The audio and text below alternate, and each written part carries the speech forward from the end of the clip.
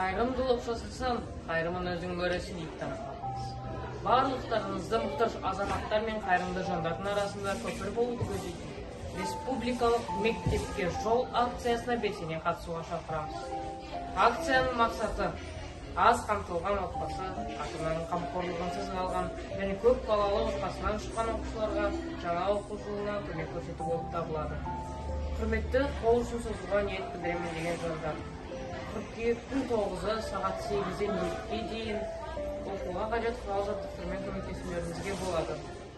Сіздің бір қаламыңыз, дәптеріңіз болсын. Соның өзі бір отбасы үшін үлкен бақыт. Достар, жақсылық жасауға асығайық. Из года в год администрация и коллектив гимназии номер 3 проводят акцию «Дорога в школу».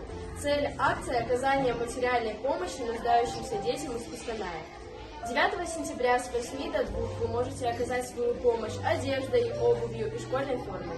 Уважаемые ученики, учителя, родители и жители нашей страны, давайте будем одной дружной семьей и поможем ребятам, ведь добро всегда возвращается.